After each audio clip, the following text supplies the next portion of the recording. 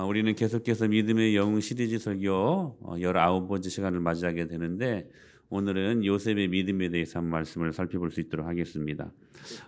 믿음의 영웅 요셉, 특별히 히브리서 11장에는 이 믿음의 영웅들에 대해서 쭉 주님이 지금 소개하고 있지 않습니까? 그러다 요셉을 만나게 되는데 요셉 하면 그의 영웅담이 얼마나 많습니까? 형들에게 버림을 받고 애굽에서 보디발 장군의 아내의 성적인 모함을 받고 감옥에 잡혀 들어가서 결국 그 안에서도 또 배신을 경험하고 근데 결국 하나님 마침내 섭리 가운데 바로의 꿈을 해몽하게 하셔서 애굽의 2인자가 되게 하시고 그리고 총리가 되어 흉년의 때에 다 죽어가는 마당에 결국에는 야곱의 형제들 이스라엘을 구원한 한 민족을 구원하는 일들 앞에 이 요셉이 얼마나 멋지게 쓰임 받았습니까? 그래서 믿음의 영웅들이 즐비한 이 믿음의 전당 히브리서 11장에서 요셉의 이 믿음을 소개하고자 한다면 이런 드라마틱한 이야기를 충분히 할 수 있을 것 같습니다. 그런데 오늘 히브리서 기자는 요셉의 그 영웅담을 그 믿음을 이렇게 소개하고 있습니다. 다시 한번 시작. 믿음으로 요셉은 임종시에 이스라엘 자손이 떠날 것을 말하고 또 자기 뼈를 위하여 명하였. 지금 요셉이 유언하는 장면들을 지금 말씀으로 담고 있는데 갑자기 애굽 땅에 적을 두지 말고 빨리 떠나라. 그러면서 떠날 때 뼈를 가지고 내가 죽으면 내 뼈를 가지고 떠나라. 뼈 이야기를 합니다. 자기가 죽으면 애굽을 빨리 떠나서 자신의 유골을 애굽 땅에 묻지 않고 그리고 약속의 땅 가나안 땅에 묻어라. 그렇게 매장해 달라고 지금 유언하는 이 장면을 지금 요셉이 믿음의 전당에 올라간 직접적인 이유라고 지금 히브리서 기자는 소개하고 평가하고 있다는 것입니다. 결국 이 요셉의 유언은 이스라엘 백성들이 출애굽할 때 이루어집니다. 한번 보실까요? 출애굽할 때 시작. 그러므로 하나님이 홍해의 광야길로 돌려 백성을 인도하심에 이스라엘 자손이 애굽 땅에서 대어르려 나올 때에 모세가 요셉의 유골을 이는 요셉이 이스라엘 자손으로 단단히 맹세하게 하여 이르기를 하나님이 반드시 너희를 찾아오시리니 너희는 내 유골을 여기서 가지고 나가라. 그리고 요셉의 유언이 그가 죽은 지 무려 430년 만에 드디어 이루어집니다. 그래서 이스라엘 백성들이 가나안에 들어가서 약속의 땅에 들어가서 이 요셉의 유골을 매장합니다. 여호수아 24장에 그 말씀이 있어요. 시작. 또 이스라엘 자손이 애굽에서 가져온 요셉의 뼈를 세겜에 장사하였으니 이것은 야곱이 크시타를 주고 세겜의 아버지 하몰의 자손들에게서 산 밭이라 그것이 요셉 자손의 기업이 되었다. 과연 이게 무슨 의미를 담고 있는 말씀들일까? 과연 무슨 의미이기에 그렇게 영웅담이 많은 요셉의 이야기가 있음에도 불구하고 굳이 이 유골, 이 뼈 이야기를 하고 있는 것일까? 그 이유가 뭘까?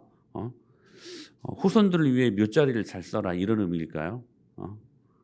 유골을 잘 모셔야 후손들이 잘 된다 이런 의미일까요? 근데 여러분 예수님 믿는 사람들 중에서도 여기에 빠져가지고 정말 이런 삶을 사는 사람들도 참 많이 있습니다. 그런 의미들일까?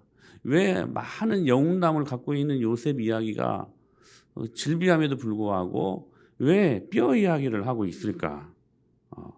과연 이 말씀이 무엇을 의미하는 것일까? 우리는 여기에서 요셉이 내린 소속의 결단을 볼 수 있어야만 합니다. 무슨 결단이라고요? 소속의 결단. 요셉이 애굽의 총리로 하나님의 섭리를 따라 살고 있었지만 그럼에도 불구하고 자신의 정체성에 대해서 확신하고 있고 그리고 확고히 하고 있는 장면을 우리가 볼 수 있다는 거예요. 지금 이 요셉이 비록 애굽 땅에 이집트 땅에 살고 있지만 그러나 자신의 소속은 하나님이 약속하신 가나안 땅에 있다는 것을 지금 말씀하고 있는 것입니다. 왜 이런 소속의 결단을 지금 명령했을까요? 여러분 잘 생각해 보십시오. 요셉이 애굽의 총리로 있을 때 흉년으로 인해 야곱의 70명의 자손들이 애굽으로 내려가지 않습니까? 그런데 그곳에서 하나님이 주시는 다산의 축복, 그 은혜를 경험을 해요. 그래서 이스라엘이 생육하고 불어나 번성하고 매우 강하여 온 땅에 가득하게 되었더라라고 지금 말씀하시거든요. 신학자들은 이때 이스라엘 민족, 애굽에 살고 있었던 이스라엘 민족 70명으로 내려갔다가 이때 250만 명이 넘는 최소 인구를 갖고 있었다라고 그렇게 추정을 합니다. 최소 70명으로 내려갔다가 250만 명이 되었어요. 다산의 축복이죠. 하나님이 주신 은혜지요. 은혜. 근데 여러분 보십시오. 그게요, 무려 430년 동안 이루어진 일들이었어요. 430년 동안. 여러분 430년 동안 애굽에서 애굽의 문화와 애굽의 언어, 애굽의 패션, 애굽의 이집트의 라이프 스타일 430년 동안 그곳에서 살면서 여기에 완전히 물들 수 있는 상황 아닙니까? 우리나라가 일제강점기가 35년이었습니다. 35년만 해도 우리 언어가 창탈되고 우리 문화가 창탈되고, 지금도 여러분 잔재되어 있는 일본어들이 얼마나 많습니까? 그래서 여러분 일본어가 이빠이 많은 것을 우리는 발견해요.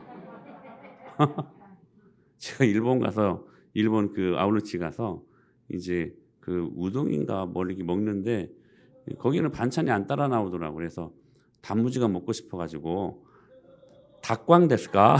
그랬더니 못 알아듣더니 닭광이 이게 말이 아닌가 봐요. 단무지 일본어가 아닌가 봐요. 닭광 좀 달라고 그랬더니 닭광을 모르더라고. 근데 우리가 35년 일제 강점기로 있었을 때만 해도 여러분 그 35년이 결국 짧은 시간은 아니지만 굳이 비교한다면 430년이에요. 그러니 애굽의 문화, 애굽의 언어, 애굽의 패션, 여러분 그 패션 아시죠? 클레오파트라 막 이거 막 머리가 찰랑찰랑하잖아요. 막 애굽의 라이프 스타일로 완전히 물들 수 있는 상황 아닙니까? 심지어는 자칫 애굽의 종교를 따라갈 수밖에 없는 유혹이 이곳저곳에 널려 있는 상황이었다는 거예요. 순간 하나님의 백성들이, 언약 백성들이 그 흔적조차 사라질 위기에 위험한 상황을 영적인 눈으로 이 요셉이 감지한 거예요. 그래서 자신의 유고를 가지고 빨리 애굽을 떠나 애굽 땅에 이 유고를 매장하지 말고 가나안 땅에 매장하라라는 의미는 이런 의미죠. 너희가 세상에 살고 있지만 그러나 너희의 소속이 이 땅에 있지 아니하고 너희의 소속이 하나님 나라에 있다는 것을 그들에게 분명히 말씀하고자 그 명령을 내렸던 것입니다. 위대한 신학자 어거스틴이 그의 책 두 도성이라는 책에서 이렇게 언급을 하죠. 세상에는 두 나라가 있다. 하나는 세상 나라, 이 땅에 있는 세상 나라, 그리고 또 하나는 저 하늘에 있는 하나님 나라. 근데 그리스도인은 그의 책에서 이렇게 말해요. 그리스도인은 이 세상 나라에 살고 있지만 그러나 이 세상에 속해 있지 않고 우리의 근본이 하나님 나라에 있다. 우리의 소속은 하나님 나라다. 이것을 그의 책에서 강조하고 있습니다.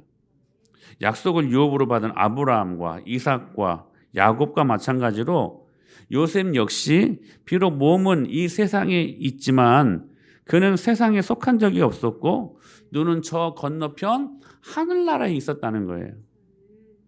이것이 오늘을 살아가는 우리 성도들에게 있어서도 동일한 소망과 동일한 우리의 소속이 되어야 한다는 거예요.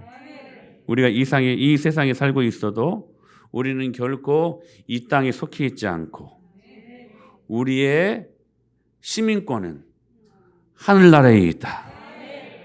그러나 우리의 시민권은 하늘에 있는지라.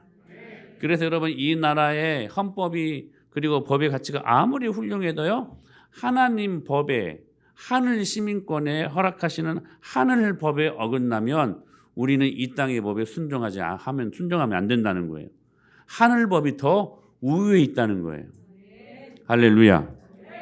여러분 기억하셔야 돼요. 우리의 영원한 초소는 이 땅이 아니라 하늘에 있음을 믿으시길 바랍니다. 여러분 삶이 어렵고 힘들고 한숨이 저절로 나올 수 있는 상황 속에 여러분 하늘을 한번 쳐다보세요. 우리가 이 땅에서 영원히 살 사람들이 아니고 우리 연수가 70이요 강건하면 80이라 7, 80년 우리가 살고 있지만 그러나 여러분 이 땅의 것들은 다 썩어질 것들이고 다 유한한 그러한 세상의 모습들이지만 우리의 영원한 하늘나라 할렐루야 이게 우리들이 가야 될 소속 우리의 본향이라는 것을 말씀하고 있는 거예요. 예수님은 그래 돌아가시기 전 제자들을 위해서 이렇게 기도하셨습니다. 내가 세상에 속하지 아니함 같이 그들도 세상에 속하지 아니하였사옵나이다. 여러분 소속을 바르게 하세요. 여러분의 소속을. 여러분 빌라도가 여러분 예수님께 대제사장에 의해 넘겨진 이유에도 물었을 때 예수님이 이렇게 대답하셨거든요. 시작. 예수께서 대답하시되 내 나라는 이 세상에 속한 것이 아니니라. 만일 내 나라가 이 세상에 속한 것이었더라면 내 종들이 싸워 나로 유대인들에게 넘겨지지 않게 하였으리라. 이제 내 나라는 여기에 속한 것이 아니니라. 이제 내 나라는 이 땅에 속한 것이 아니니라. 여러분 예수님의 나라는 이 세상에 있지 않았습니다. 그러므로 예수님은 이스라엘 백성들이 기대했던 것과 달리 이 세상 권력을 얻으려고 하지 않았어요. 그래서 여러분 예수님이 십자가에 못 박혀 돌아가신 것입니다. 만약에 이 세상의 권력을 주님이 가지기를 원하셨다면 십자가에 못 박혀 돌아가실 리가 없죠. 그 다 쓸어버리고 여러분 예수님이 이 세상의 군주로 그렇게 설 수 있는 분 아니십니까? 그러나 주님은 이 땅이 그분의 소속이 아니라고 말씀하셨어요. 우리의 소속은 하늘나라에 있음을 믿습니다. 그러니까 여러분 오늘 우리가 이 땅에서 살면서 여러분의 소속을 분명히 하셔야 된다는 거예요. 그렇기 때문에 히브리서 기자는 이미 11장 히브리서 16절에서 이렇게 말씀하셨어요. 시작. 그들이 이제는 더 나은 본향을 사모하니 곧 여러분 우리의 본적지 우리의 본향은 하늘에 있습니다. 하늘에 있습니다. 이렇게 고향을 떠나서 타지에서 생활하다 보면 고향 한번 내려가면 옛날 저 어렸을 때 살았던 그곳의 모습들이 그대로 있으면 참 정겹고 참 마음적으로 흐뭇하고 그런 위로를 경험하지 않습니까? 근데 여러분 기억하세요. 우리가 돌아갈 곳은 우리의 고향이 아니라 우리의 본향이라고 말씀하십니다. 근데 그 본향은 하늘에 있는 것이라. 여러분 이 세상에는 영원한 것이 없죠. 영원한 것이 어디가 있겠습니까? 꽃의 아름다움도 10일을 넘기지 못합니다. 10일을. 우리 교회는 꽃꽂이는 하지 않지만 꽃꽂이를 하는 교회들을 보면 10일을 못 넘깁니다. 아니 10일이 뭐예요? 그 주 수요일이면 다시 다 정리를 합니다. 권력도 10년을 넘기지 못합니다. 우리나라만 해도 5년을 넘기지 못하지 않습니까? 이 세상 것은 햇빛에 사라지는 안개와 같은 것이라는 거예요. 여러분 아침에 일어났을 때 안개 낀 것들을 종종 심심찮게 보지 않습니까? 자욱한 그 안개. 이 안개들이 어떻게 사라질 건데 여러분 햇볕만 다 비춰지면 거짓말처럼 그 안개가 싹 사라지지 않습니까? 이게 이 땅의 것들은 다 그렇게 쉬 사라질 것들이라는 거예요. 여러분 모든 것이 이 땅에 있는 것 유한하고 그리고 허무할 뿐 아닙니까? 세월이 가면 낡아지고 깨지고 결국 사라지고 마는 것이죠. 인간도요 다 죽습니다. 성경에 가장 오래 살았던 이 지구상에서 가장 오래 살았던 사람이 무드셀라라는 사람이었어요. 969살을 살았습니다. 그러나 죽었습니다. 다 죽어요. 진시 황제는 3천 동자를 전 세계 다 보내가지고 불로초를 가져오라고 했대요. 근데 불과 그의 나이 49세의 젊은 나이에 요절합니다. 아무리 우리가 오래 살아보려고 아무리 몸부림을 치고 애를 써도 육체의 생명에는 결국 끝이 있다는 거예요. 그러나 우리의 생명은 육체의 생명이 소멸됨으로 끝나는 것이 아님을 우리는 믿습니다. 우리에게는 왜냐? 영적인 생명이 있기 때문에 그래요. 영적인 생명은 육체의 생명과 같이 제한적이지 않아요. 그렇기 때문에 영원한 생명, 이것을 우리는 영생이라고 하지 않습니까? 하늘나라에서의 영생, 이게 우리의 소속이라는 거예요.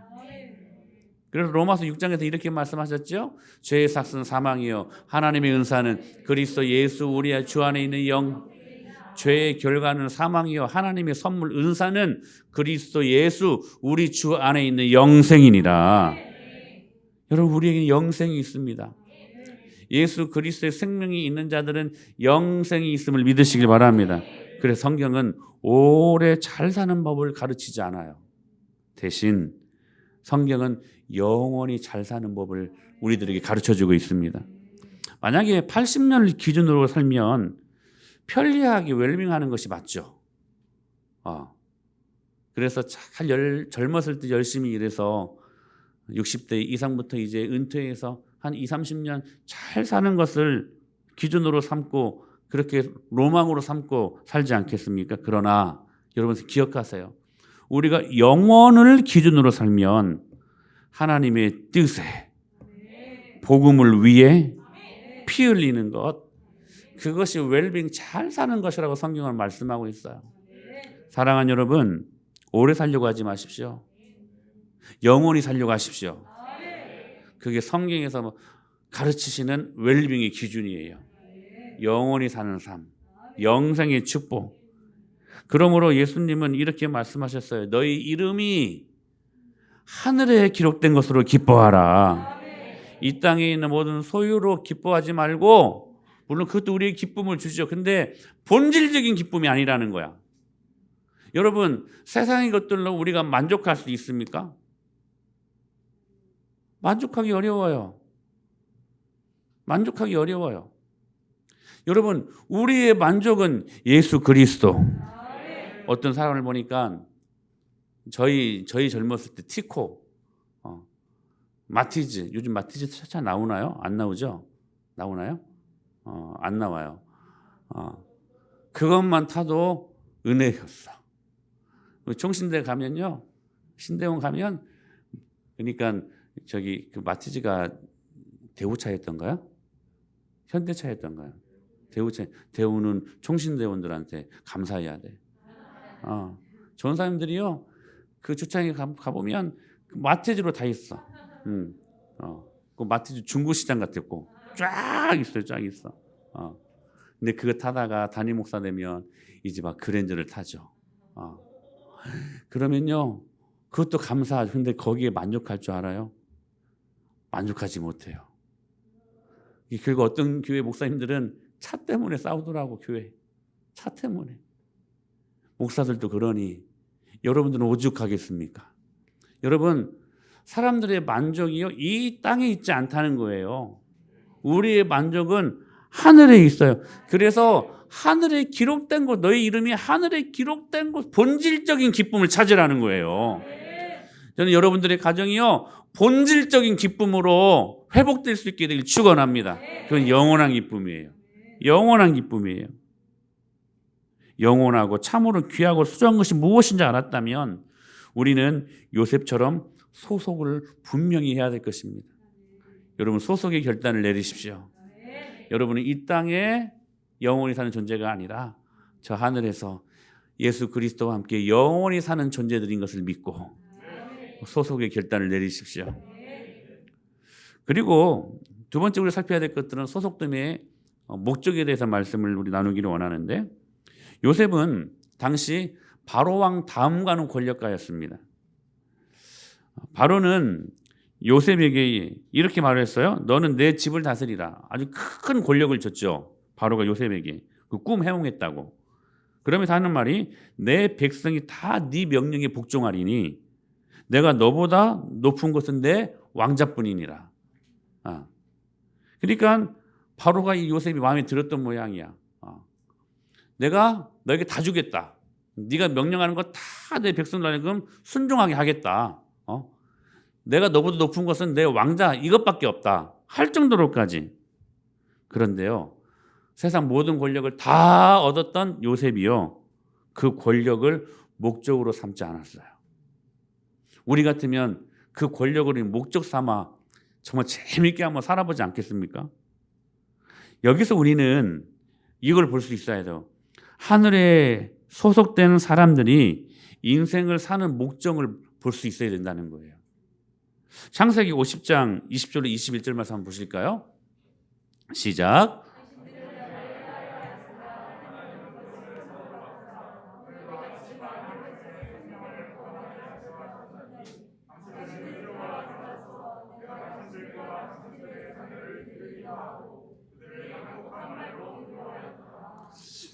여러분 이 스토리를 잘 아시죠? 요셉을 팔아먹은 형들에게 하나님의 섭리는 결국 그들이 무릎 꿇게 하시잖아요.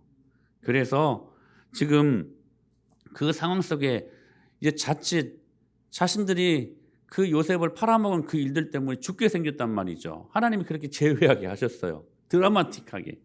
그 상황 속에서 죽을 줄 알았던 이 형들이 벌벌 떨고 있었던 그 상황 속에서 뭐라고 말하냐면 당신들은 나를 해하려 하였으나 나는 당신들을 해하지 않겠습니다. 하나님은 그것을 선으로 바꾸사 오늘과 같이 많은 백성의 생명을 구원하게 하시려고 그렇게 하시는 주님의 섭리를 제가 믿습니다. 당신들 그러므로 죽을까 두려워하지 마소서 내가 당신들과 당신들의 자녀들을 기르리이다 하고요. 그냥 위로가 아니라 간곡한 말로 위로했대요. 얼마나 멋진 요셉의 모습입니까? 우리는 이 고백에서 요셉이 가지고 있던 하나님 나라에 소속된 삶이 하나님 나라에 소속된 삶이 무엇인지를 정확하게 우리가 확인할 수 있다는 거예요. 여러분 요셉의 인생의 목적이 무엇이었을까요? 무엇이었을까요? 이거예요. 자기 자신이 하나님의 뜻을 이루는 도구로 쓰임 받는 것이었어요. 야, 참 멋진 모습이에요. 어떤 사람들은 내 영광을 위해, 내 성공을 위해 하나님을 끄집어 가다가 하나님을 이용하려고 하는 사람들이 너무나 많아요.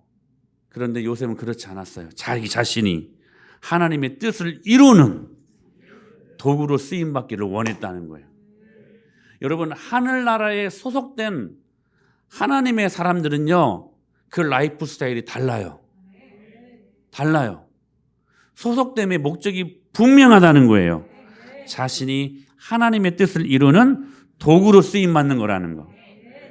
자신이 애굽의 총리로 있었기에 요셉은 대흉년이 찾아왔을 때 그의 70인 가족을 애굽으로 불러들이 먹이고 형제들의 자녀들을 기를 수 있었던 것이죠. 그리고 자신을 애굽으로 팔았던 그 형들도 이런 하나님의 뜻을 이루는 사용된 도구임을 알고 그가 마음을 넓혀서 그들을 용서하지 않습니까? 사랑하는 여러분, 결국 요셉의 삶의 목적이 많이 얻어진 권력이 있지 않았다는 거예요. 오히려 그 권력을 하나님의 나라와 영광을 위하여 사용할 수 있었던 자기 자신이 하나님의 영광을 위해 쓰임받을 수 있었던 도구로 살기를 원했다는 거예요. 웨스트민스터 소위 문답 제1문 뭐라고 질문합니까? 사람의 제일 되는 목적이 무엇입니까? 하나님을 영화롭게 하는 것과 영원토록 그를 즐거워하는 할렐루야. 여러분 하늘에 소속된 사람들은 이렇게 살아야 돼요. 여러분의 제일 되는 목적이 무엇입니까? 하나님을 영화롭게 하는 것과 그분을 영원토록 즐거워하는 것입니다. 우리가 이 세상에서 살기 위해 각자 나름대로 여러분 직업을 가지고 있고 각자 나름대로 소유를 얻기 위하여 무엇인가를 하려고 하지 않습니까? 그래서 그것이 부업이고 그것이 때로는 우리의 본업이라고 말하는 그러한 착각 속에 살 때가 참 많이 있는 것 같습니다. 그러나 여러분 기억하십시오. 그 모든 것들은 부업이고 우리가 본업으로 삼아야 될 것은 이거예요. 하나님의 뜻을 이루는 거, 하나님의 영광을 위해 사는 거, 이것이 우리의 삶의 본업이 되어야 된다는 거예요. 여러분 목적과 수단을 혼동하지 마세요. 우리가 흔히 잘 혼동하는 것 중에 하나가 이 돈의 문제입니다. 돈. 제가 언젠가 말씀드렸었죠. 어떤 한 청년이 웃어주세요. 한 청년이 결혼을 해야 되긴 돈이 없어요. 돈 달라고. 근데 또 여자가 없어요. 여자. 하나님 돈 여자. 하나님이 돈 여자를 줬대. 돈 여자. 감사합니다. 특별히 목적과 수단을 자주 혼동하는 게 뭐냐? 돈의 문제. 여러분 하늘에 속한 사람들 이거 혼동하면 안 돼요. 텍사스에 세인트 메리스 감리교회가 있는데 한번 제가 말씀드렸을 거예요. 한 700명 정도 되는 그렇게 모이는 교회인데 윌리엄 베일이라는 사람이 죽으면서 유산을 교회에 헌금했어요. 근데 그 헌금이 무려 6천만 불. 안 늘래요? 720억. 헌금했어요. 부러워요. 저도 우리 교회가 누가 그렇게 좀 헌금했으면 좋겠어. 근데 이 세인트 메리스 감리교회 이 지도자들이 이 당회가 모였는데 마냥 기뻐하지 않았어요. 720억이라는 거액을 받았는데 고민하기 시작했어요. 뭐냐? 갑자기 많은 헌금이 들어온 거예요. 갑자기. 이걸 어떻게 사용해야 될 것인가 고민한 거죠. 왜냐하면 돈 때문에 때로 교회가 반드시 분열될 수 있기 때문에 이걸 마냥 감사로 기쁨으로 받을 수 없었다는 거. 일반 성도의 헌신에 오히려 방해가 될 수 있다는 거. 이 돈으로 다 할 수 있으니까 헌신 같은 거 필요 없지. 응? 근데 어떤 교회는요, 우리는 예배 다 끝나면 우리가 다 청소하잖아요. 근데 어떤 교회들은 용역을 불러서 청소를 대행시킵니다. 성도들이 뭐 안 해요. 밥도 다 용역으로 하는 데도 있어요. 그게 다 헌신이고 그게 다 봉사고 기쁨, 섬김의 은혜 아니겠습니까? 근데 돈이 막 들어오니까요, 다 돈으로 대체하는 거예요. 이게 그런 일들에 피해가 될 것 같아서 마냥 기뻐하지 않았어요. 그래서 당회가 고민하며 기도하면서 내린 결정이 뭐냐면 29만 불만 교회의 재정으로 남겨놓고, 즉 3억 5천만 원만 교회 재정으로 그냥 받고 나머지 5,971만 불은 주변 교회 그리고 주변 단체에 기부합니다. 멋지지 않아요? 저는 우리 교회가 이런 교회 될 수 있기를 축복합니다. 적어도 이 교회는 하늘에 속한 교회야. 왠지 아세요? 돈이 목적이 아니었기 때문에, 돈은 단지 수단이기 때문에 하나님이 기뻐하실 만한 저는 결정이었다고 저는 믿습니다. 여러분 혼동하지 마세요. 수단과 목적은 혼동하면 안 돼요. 그 지미 카터라는 대통령을 아시지요? 이 대통령이 미국 대통령이 미국 역사상으로 보면 대통령으로서는 인기가 없었던 그런 대통령 중에 한 분이었대요. 근데 신앙인들에게는 굉장히 인기가 많았던 대통령이었어요. 왜냐하면 그가 하나님을 목적으로 삼고 사는 모범을 보여줬기 때문이라는 것. 이 카터가요, 대통령 퇴임 후에 고향으로 돌아가서 다시 주일학교 교사가 됩니다. 그는 주일학교 교사의 일은 대통령의 일보다 결코 작은 일이 아니라고 믿고 그렇게 살았어요. 그를 4년 동안 동행 취재했던 백악관의 한 기자가 이렇게 물었대요. 당신은 살림 목적이 무엇입니까? 라고 질문을 하니까 카터가 그랬대요. 하나님의 영광을 위한 목적이라고. 그러면서 이 기자가 내린 결론이 뭐냐면 지미 카터는 백악관이 목적이 아니었던 미국의 유일한 대통령이었다. 이 카터에게 이 대통령 직책은 하나님 나라를 섬기는 하나의 수단에 불과했던 거예요. 목적이 아니었어요. 여러분 백화점의 왕이었던 워너메이커를 잘 아시죠? 윤이 닮지 않았어요? 좀 비슷하죠? 김새가 좋아. 우리 윤희가 하나님의 사람으로 멋지게 쓰임받기를 축복합니다. 백화점의 왕이었죠. 백화점을 만들어낸 최초의 사람 아니었습니까? 근데 해리슨 대통령이요, 워너메이커에게 최신부 장관을 맡아달라고 권면을 했답니다. 부탁을 하자 그가 한 가지 조건을 냈대요.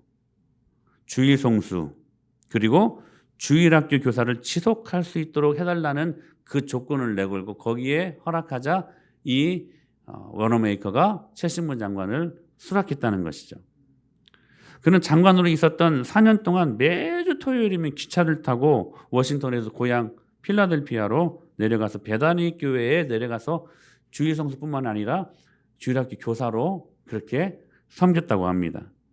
한 번의 기자들이 그렇게 물었대요. 장관직이 주일학교 교사만 또 못합니까? 라고 질문을 할 때 그가 주저함없이 이렇게 말했다고 합니다. 장관직은 몇 년 하다 말 부업이지만, 멋진 말이에요. 굉장히 교회사 쪽으로 멋진 말이에요. 장관직은 몇 년 하다 말 부업이지만 주일학교 교사직은 내가 평생 동안 감당해야 될 내 본업입니다.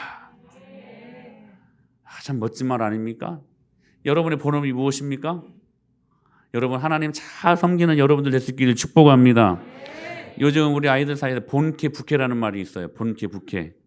본래 캐릭터, 부캐, 부캐릭터. 그 대표적인 사람이 유재석이라고 합니다. 유재석이 부캐가요 12가지가 넘는데요. 유반장, 유라색, 유샘, 유고스타, 유팡, 닥터유, 지미유, 유드래곤, 유산슬, 러브유, 유르페우스, 러브유, 카놀라유. 12가지가 된대요. 근데 여러분, 제가 보기에는 그래요. 그에 많은 부캐가 있지만 유재석은 그냥 유재석으로 멋져요. 그렇잖아요.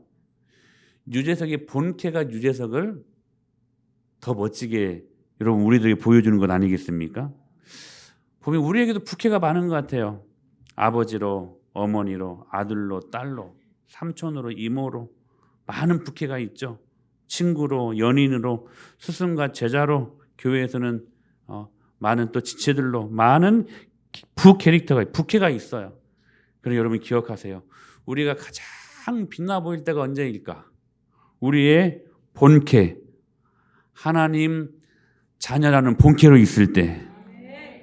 여러분 이때가 하나님 보시기에 세상이 볼 때에 가장 빛나 보이는 멋진 모습 아닐까요? 저와 여러분들에게 하늘나라에 소속된 소속감이 넘쳐나기를 축복합니다. 그리고 하늘에 소속된 하나님의 사람들 여러분의 목적을 분명히 하십시오.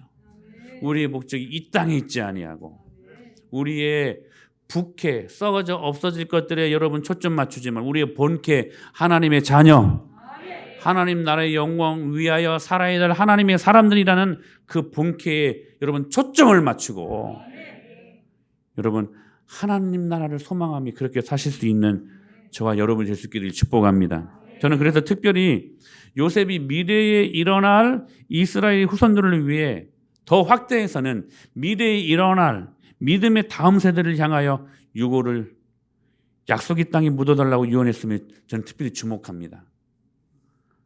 사랑하는 우리 믿음의 부모님들에게 강권합니다. 여러분의 자녀들을 잘 받으셔야 돼요. 여러분의 자녀들을 이 땅이 전부인 것처럼 살지 않도록 양육하십시오. 즉 세속 가치관에 함몰되지 않도록 깨어있어 기도하며 교육하라는 거예요. 시대가 많이 어두워졌습니다. 그러면 우리는 더 많이 기도하고 더 주의하여 우리 자녀들이 세속에 물들지 않도록 여러분 그렇게 기도하며 교육해야 되지 않겠습니까? 어디 자식아니 어디가 있어 엄마들이 아빠들이 새벽에 깨어 기도해도 모자란 판에 여러분 자녀들을 위해 기도하십시오. 여러분 믿음으로 기도하는 여러분 부모를 둔 자녀들은 결코 망하지 않습니다. 눈물 흘리셔야 돼요. 주님이 그 눈물을 주님의 눈물병에 담으시고 가득 채워졌을 때에 우는 자들이 복이 있나니 저희가 웃을 것이며 기쁨의 축복을 허락하실 것을 믿습니다. 여러분 기억하셔야 돼요. 하나님 나라에 소속된 여러분의 자녀들이 어떤 인생의 목적을 가지고 살아가야 될 것인가 어떤 목적을 갖고 공부해야 될 것인가 그거 가르치시라는 거예요. 그러기 위해서는 여러분들이 그렇게 살아야 돼요. 할렐루야. 하나님의 영광이 되는 삶. 대통령이 되고 때로는 장관이 되고 교수가 되고 의사가 돼도 어떤 높은 직책을 얻는다 해도 변함없이 주일 성수하고 변함없이 주님을 잘 섬기는 진정한 믿음의 사람이 하나님이 기뻐 받으실 만한 사람의 모습이라는 거예요. 그게 때로는 소소해 보이지만 가장 강력한 믿음의 삶이 된다는 거 깨닫고 소속의 결단을 내리십시오. 그리고 하늘나라에 소속된 하나님의 사람들이라면 여러분의 인생을 이 땅에 썩어질 것에 초점 맞춰 살지 말고 영원한 나라 하늘에 속한 가치 있는 것들에 목적을 두고 그렇게 양육하고 자녀들을 그렇게 여러분들이 살아갈 수 있게 되기를 예수님의 이름으로 간절히 축원합니다.